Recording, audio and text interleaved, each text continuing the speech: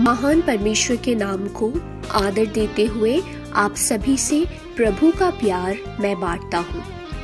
आइए हम होशे भविष्यवक्ता की किताब 14वां अध्याय 1 और 2 वाक्यों को पढ़ें। हे इज़राइल, अपने परमेश्वर यहोवा के पास लौटा, क्योंकि तूने अपने अधर्म के कारण ठोकर खाई है। बातें सीखकर और यहोवा की ओर फिरकर उससे कह, सब अधर्म दूर कर, अनुग्रह से हमको ग्रहण कर, तब हम धन्यवाद रूपी बलि चढ़ाएंगे।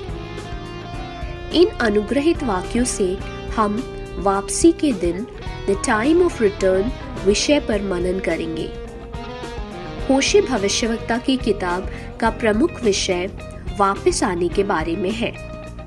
पाप में फंसे हुए जीवन को सुधार कर वापस प्रभु में लाना और प्रभु से प्रार्थना करना कि प्रभु आप अपनी कृपा के अनुसार मेरा ध्यान रखिएगा।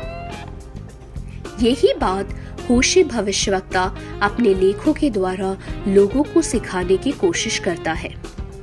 ये बड़े अकाल के दिन थे और सभी लोग बहुत अधिक व्याकुल और चिंतित हैं। ऐसे में प्रभु जो संदेश देते हैं और आज भी वही संदेश है कि प्रभु में वापस आ जाओ, पश्चाताप के हृदय के साथ वापस आ जाओ। अगर हम होशे की किताब पे गौर करें तो हर एक अध्याय में किन किन बातों को छोड़कर प्रभु में वापस आना है उसके बारे में बताया गया है। आज सुबह अध्याय से कुछ बातों को आपके बीच में रखने के लिए मैं प्रभु में शरणागत होता हूँ।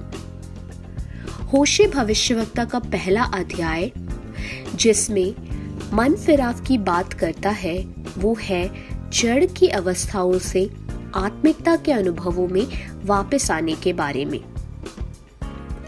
जब हम हमारे शरीर में हैं तब जड़ की अवस्थाओं की तरफ नहीं पर आत्मा के अनुभवों की तरफ आकर्षित होने की एक प्रेरणा पहला अध्याय हमें देता है। दूसरा अध्याय हमें प्रेरणा देता है कि हमारा मन जो प्रभु के उपकारों को याद नहीं रखता उसको बदल दे और प्रभु का धन्यवाद करने वाला मन रखने वाले बने। और एक और मन फिराव के बारे में जो ये अध्याय सिखाता है वो यह है कि हम बाहरी सुंदरता के पीछे न जाएं पर अपने अंदर की सुंदरता की तरफ ध्यान लगाने वाले बने। तीसरा अध्याय हमें सिखाता है कि जहां हमने प्रभु को छोड़ दिया था वहीं से हम प्रभु को ढूंढने वाले बने। चौथा अध्याय हमें हमारे शरीर के अंगों को जो इस संसार की अशुद्धि में फंसा हुआ है वहां से परमेश्वर की पवित्रता में ले आने वाला एक मन फिराव के बारे में बताता है। पांचवा अध्याय में भविष्यवक्ता सिखाता है कि परमेश्वर के ज्ञान को विश्वासहीनता की अवस्था से विश्वास योग्यता की अवस्था में मन फिराना है।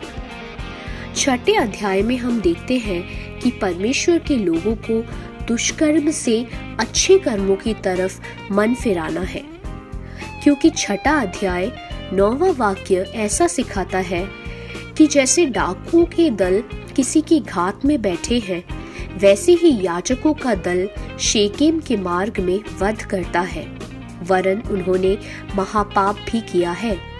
यहाँ हम देखते हैं कि परमेश्वर की नजर में लोगों के काम कितने ही हीन गिने गए हैं।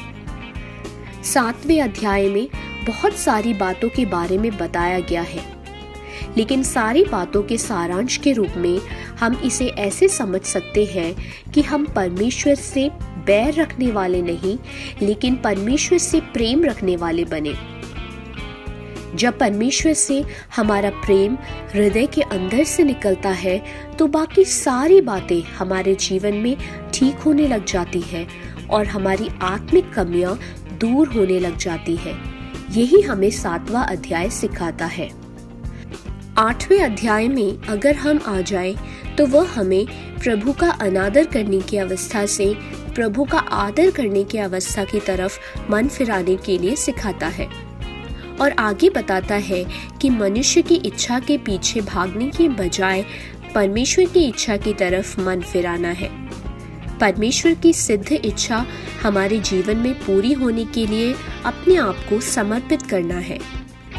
9वें अध्याय में परमेश्वर कौन है ये समझ जब चली गई है, प्रभु की समझ में हमें वापस आना है। 10वें अध्याय में अगर हम देखें तो वह परमेश्वर अपने लोगों को झूठी गवाहियों और झूठी बातों से मन फिराकर सच्चाई की तरफ आने के लिए आह्वान करता है। 11वें अध्याय में मूर्तियों को छोड़कर सच्चे परमेश्वर की तरफ मन फिराने के लिए और उस परमेश्वर से लगे रहने के लिए सिखाता है।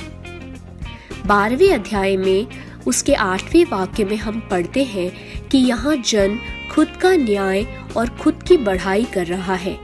यहाँ लिखा है, इब्राहिम कहता है, मैं धनी हो गया, मैंने संपत्ति प्राप्त की है, मेरे किसी काम में ऐसा अधर्म नहीं पाया गया जिससे पाप लगे।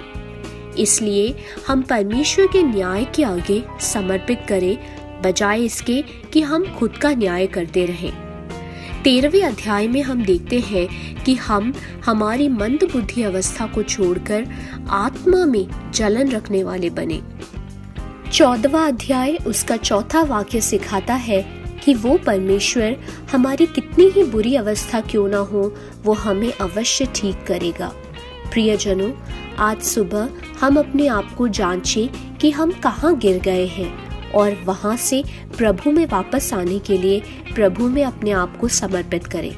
परमेश्वर आप सबको बहुतायत से आशीष देने पाए। आपका दिन अनुग्रहित हो। जय मसीह की।